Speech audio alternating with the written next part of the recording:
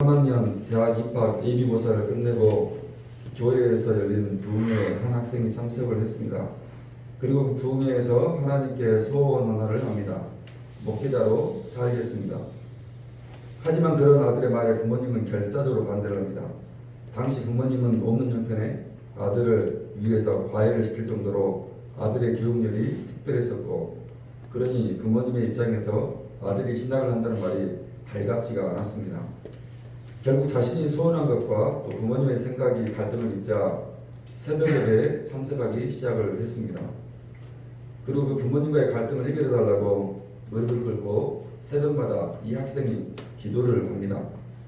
그렇게 새벽에 하나님께 기도를 하던 중에 요한복음 9장의 이야기에 큰 은혜를 경험을 하게 됩니다. 그리고 그 말씀이 계속해서 그 학생의 머리에 맴이 돌기 시작을 했습니다. 우리 마가복음 구도를 놔두시고 요한복음 9장, 이 학생이 받았던 새벽의 말씀이었습니다. 마태, 마가, 누가, 요한복음입니다. 9장 5절부터 7절의 말씀을 그 학생이 새벽 기도 시간에 목사의 말씀을 통해서 이 말씀이 들려주기 시작을 했습니다. 자, 9장 5절부터 7절까지 읽겠습니다. 시작. 내가 세상에 있는 동안에는 세상의 빛이로라. 이 말씀을 하시고 땅에 침을 뱉어 진흙을 이겨 그의 눈에 바르시고 이르시되 실로암 못에 가서 씻으라 하시니, 실로암은 번역하면 번음을 받았다는 뜻이라. 이에 가서 씻고 밝은 눈으로 그 새벽에 이 말씀을 받은 것입니다. 여러분, 실로암 뜻이 무엇이라고요? 번음을 받았다라는 뜻입니다. 그렇게 해서 부흥회 때 자신이 소원한 대로 하나님께서 자신을 번음을 받았다는 사실에 목회의 길을 걷기로 한 것입니다. 그리고 그날 새벽에 집에 돌아와 고등학교 1학년 때부터 치기 시작했던 기타를 손에 잡고 곡을 하나 만들었습니다. 그리고 그 곡이 여러분이 방금 불렀던 어두운 밤에 캄캄한 밤에 새벽을 새서 떠난다. 종이 울리고 닭이 울어도 내 눈에는 오직 밤이었어. 오직여 당신께 감사하리라. 실로암 내게 주시는 나에게 영원한 이 꿈속에서 깨이지 않게 하소서. 1980년, 벌써 30 넘는 전에 한국인이 가장 애청하고 사랑하는 찬양, 또 우리 남자들이 군대에 가면 신명교육대에서 열광적으로 부른 찬양이 이 실로암이라는 곡이었습니다. 고등학교 3학년 그의 나이 19살이었고 오늘 여러분들이 가지고 있는 악보에 보면 그의 이름이 신상근 목사님이십니다. 신상근 목사님 그의 간증 중에 이런 이야기를 하셨습니다.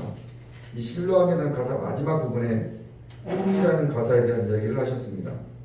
그 새벽에 기도를 하는 중에 하나님께서 계속해서 네가 복음 전하는 자로 목회자로 살아갔으면 좋겠다라는 그 새벽에 요한복음 9장의 목사님으로부터 전해진 설교 말씀이 여러 고등학교 3학년이었던 학생의 꿈에서 깨어나지 않았으면 좋겠다.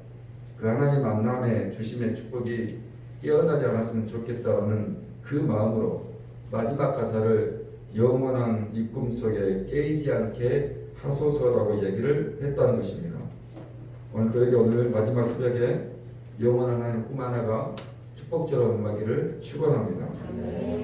마지막 새벽입니다. 오늘 마가복음 1장 35절을 다시 한번 읽겠습니다. 시작. 새벽 아직도 밝기 전에 예수께서 일어나 한적한 곳으로 가사 거기서 오늘 새벽 시간 40대 예수님 모습을 성경은 우리에게 이야기를 해주고 있습니다. 어두운 밤 지나고 캄캄한 밤이 지나는 새벽의 시간 아닙니까?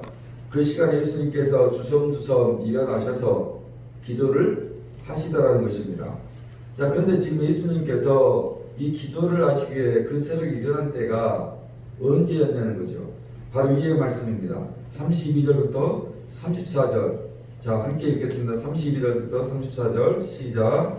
저물어 해질 때 모든 병자와 귀신 들린 자를 예수께 데려오니 온 동네가 그 문 앞에 모였더라. 예수께서 각종 병이든 많은 귀신이 자기를 알므로 그 말하는 것을 허락하지 아니하시니라.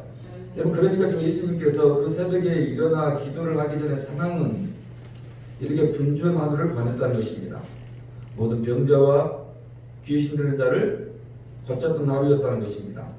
온 동네가 예수님의 거침을 받기 위해서, 예수님의 터치하심을 받기 위해서 예수님이 있는 곳에 찾아왔다는 것입니다. 여러분 그것뿐입니까? 여러분 예수님께서 새벽에 일어나 기도를 하신 이유가 39절입니다. 39절을 다시 한번 읽겠습니다. 39절 시작. 이에 온 갈릴리에 다니시며 그들의 여러 회당에서 전도하시고 또 그러니까 새벽에 기도하신 그날도 여전히 병든 자와 귀신 들린 자를 고치시고 전도를 하신 것입니다. 여러분 계속해서 분주했다는 건 아닙니까? 쉴 틈이 없다는 건 아닙니까? 자, 그런데 그 모든 분주함을 뒤로하고 피곤함을 뒤로하고 그 모든 병자와 귀신 들린 자들의 아우성을 뒤로하고 예수님 무엇을 하신 것입니까? 모두가 깊이 잠든 시간, 새벽, 아직 날이 밝기 전에 어두운 밤에 캄캄한 밤에 조용히 일어나셔서 홀로 기도를 하셨다는 것입니다. 오늘 여러분 언제 기도하십니까? 혹시 어느 때 기도하십니까? 이런 책 제목 하나가 있습니다. 너무 바빠서 기도합니다. 옳습니다. 우리 인생 너무 바쁩니다. 분주하죠. 계속해서 쉴 틈이 없이 돌아가는 하루하루 아닙니까? 그런데 말합니다. 그때 예수님처럼 기도해달라는 것입니다. 기도를 왜 하는 것입니까? 그 짧은 시간 내가 하나님을 인식하고 있다는 표현 아닙니까? 내가 그 하나님을 생각하고 묵상하고 있다는 표현 아닙니까? 내가 하나님의 마음을 알아가겠다는 표현이 기도 아닙니까? 그 너무 바빠서, 너무 분주해서 계속해서 쉴 틈이 없어서 하나님을 잃어버리고 혹시 우리는 하루하루 살아가고 있지는 않냐는 것입니다. 그런데 예수님께서 오늘 우리에게 본을 보여주시는 것입니다. 너무 바빠서 기도한다는 것입니다. 너무 분주해서 기도한다는 것입니다. 쉴 틈이 없지만 기도한다고 예수님이 우리에게 얘기를 해주시고 계십니다. 그래 너무 바쁘십니까? 기도하십시다. 분주하십니까? 짧은 1분이라도 기도하십시다. 쉴 틈 없습니까? 그 시간에도 우리 한번 기도로 예수의 본을 따라가시기를 바랍니다. 자, 근데 문제는 그 기도가 마가복음 시작하는 1장 뿐이었겠다는 것입니다. 그냥 1장은 끝나면 예수님의 기도가 재미가 없겠는데, 자, 우리 누가복음 가겠습니다. 마가복음 다음에 누가복음 22장입니다.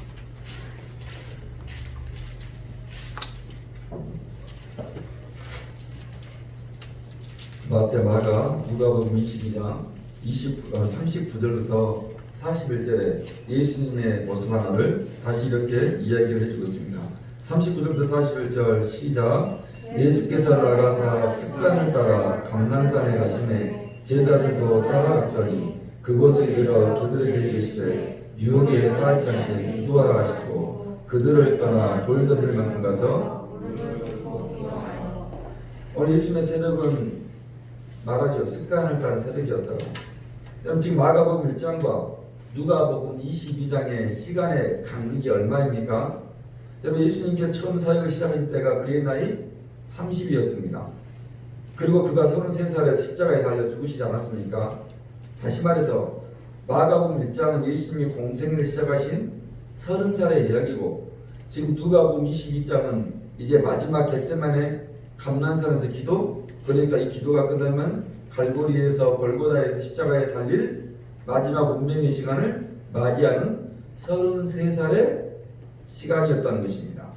여러분 그렇게 지금 마가복음 1장부터 누가복음 22장까지의 시간은 대략 3년의 시간이 흐르고 있다는 것입니다. 그런 누가복음이 말하는 것입니다. 예수님께서 습관을 따라 기도했다는 것입니다. 여기 습관이라는 단어는 헬라어로 에도스라는 단어입니다.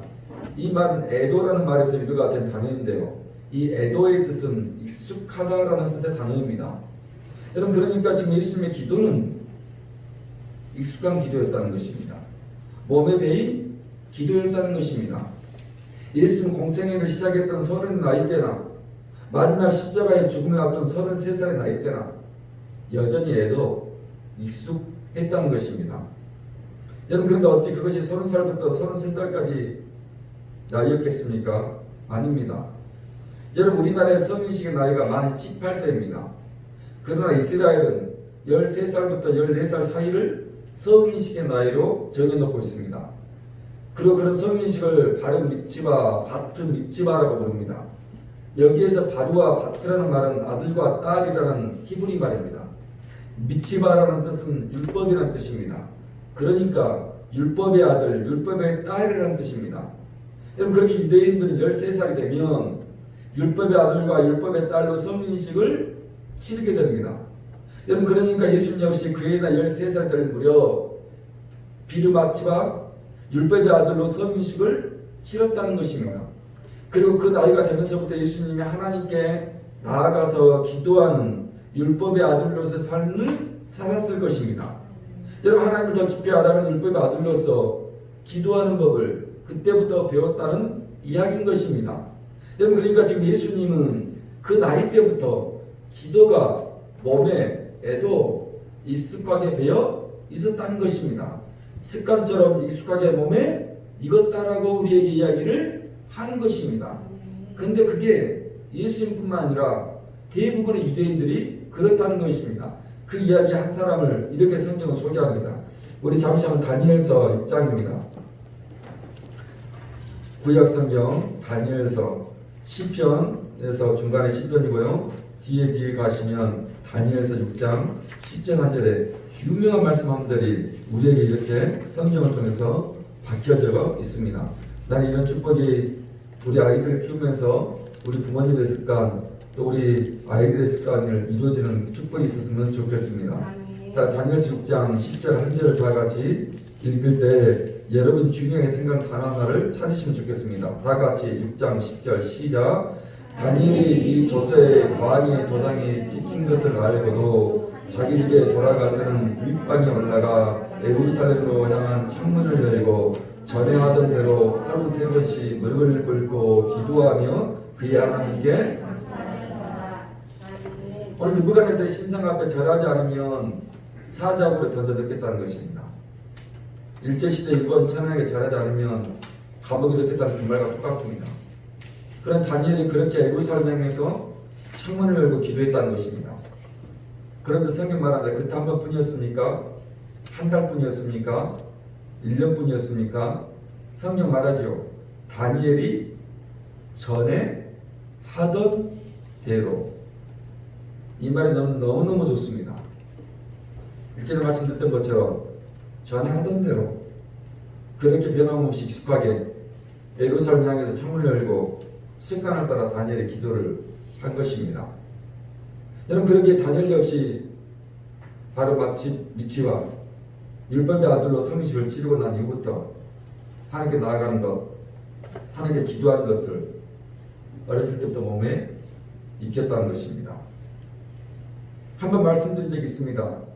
제가 자주 보는 어서와 한국은 처음이지라는 프로그램을 보다가 너무 감동을 받고 박수를 치고 싶을 정도의 장면 하나가 있었습니다. 네팔에서 아버지와 어머니 그리고 아들과 딸 그렇게 4식구가 한국을 찾아왔습니다. 하루는 그들 4식구가 서울 국립박물관에 전시된 유물들을 관람하다가 갑자기 어느 장소에서 그들의 말걸음이 자석처럼 붙어버렸습니다. 그들이 발걸음이 멈춘 것은 불상 하나가 세워져 있던 관람실이었습니다. 그들 4식구가 그 불상 앞에 경외 어린 시선으로 불상을 올려다보고 있었습니다. 그러면서 아빠가 지나가듯이 이렇게 한마디를 던졌습니다. 어디에나 계시는 분. 여러분 기가 막힌 표현 아닙니까? 어디에나 계시는 분. 여러분 우리가 하나님을 표현할 때 무소부재하시다라고 표현하지 않습니까? 여러분 그 표현이 어디에나 계시다는 표현 아닙니까? 근데 그 아빠 입에서 그 말이 툭하니 자연스럽게 튀어나온 것입니다. 그리고 그 다음 장면입니다. 누구나 아버지 4식구가 무릎을 꿇었습니다. 박물관에서. 누구를 의식하거나 연출된 모습이 아니었습니다. 그들 익숙한 대로 그들이 배워왔던 대로 습관처럼 무릎을 꿇고 그 불상 앞에 그들이 말한 기도라는 것을 드리더라는 것입니다. 여러분 감동 아닙니까? 더군다나 다시 발걸음을 옮겨서 다음 관람실을 갔는데 거기는 불교 회화 전시실이었습니다. 그러니 그 안에 더 많은 불상들이 모셔져 있었습니다. 역시나 그 많은 불상 앞에 그들 네 식구는 경외함을 표현했습니다. 그리고 이번에는 아내가 그러는 것입니다. 우리 불경을 애우자는 것입니다. 찬양을 드리자는 것 아닙니까? 그렇게 해서 네 식구가 불상 앞에서 그 관람 박물관에서 나지막히 불경을 외우더라는 것입니다. 네팔은 종교의 불교의 나라 아닙니까? 석가모니가 태어난 나라가 네팔입니다. 그래 네팔은 불교가 국가인 종교입니다. 불교가 그들의 삶 언제마다 떠나지 않는 나라이지요. 그래 전혀 낯선 한국 땅에서 그것도 우리가 상상하지 못한 박물관에서 무릎을 꿇고 불경을 외우고 있는 그 모습이 감동이었습니다. 왜요? 과연 우리는 믿는 자로서 그것들을 과연할 수 있냐는 것입니다. 마지막이 찬양을 읊조리고 그 십자가 앞에서 과연 우리가 많은 사람들이 지나가는 앞에 무릎을 꿇고 있을 수 있냐는 것입니다.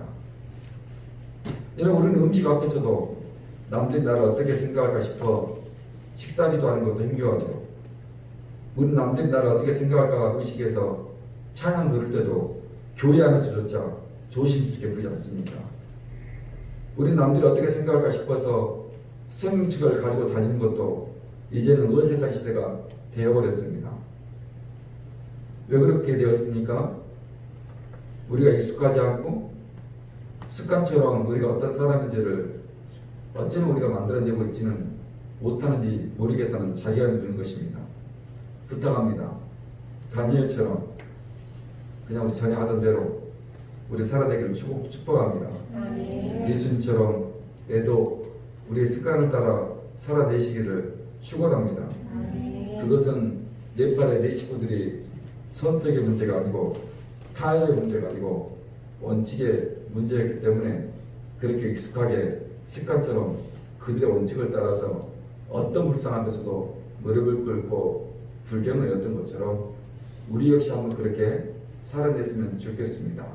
그러기 위해서 우리 몸에 예수님처럼 습관처럼 익숙해야 한다는 것입니다. 오늘 마지막 말씀은 오늘 우리에게 이렇게 전해지면서 말씀을 피하도록 하겠습니다. 로마서 8장 34절 한 장의 말씀은 마지막 우리 습관을 따라 기도하셨던 예수님의 마지막 모습이 이런 모습이었습니다. 마태, 마가, 누가복음, 요한복음, 사도행전 다음에 로마서입니다. 8장입니다. 34절 한 장 마지막 말씀을 대하고 오늘 특별 새벽기도 마지막 5일의 시간들을 대합니다. 8장 34절입니다. 다 같이 시작. 누가 그리 잠잠하리요 죽으실 뿐 아니라 다시 살아나신 그는 하나님 편에 계신 자요 우리를 위하여 무슨 이야기입니까? 예수님이 죽으시고 부활하시고 승천하셔서 하나님 편에 계신다는 것 아닙니까? 그런데 그 하나님 편에서 무엇을 하신다는 것입니까? 기도하시고 간구를 하시고 있다는 것입니다. 여러분, 그러니까 그 기도의 습관, 그 기도의 익숙함이 끝나지 않고 어디에서도요? 하늘에서도 계속해서 예수님에도 습관을 따라 이루어지고 있었다는 것입니다. 아멘이고 할렐루야입니다.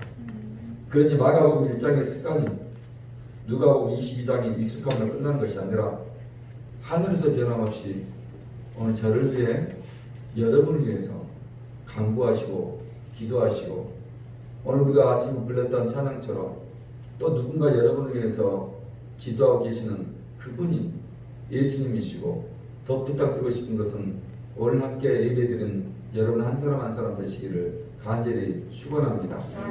5일 동안 주님 앞에서 많은 수고를 하셔서 감사합니다. 그 축복이 습관처럼 이제 나머지 인생에도 여러분 가운데 있기를 축원합니다. 살아계신 아버지 하나님, 습관을 따라 기도하셨던 예수님 모습을 살펴보고 마지막 5일의 특별 새벽 기도 시간들을 마칩니다.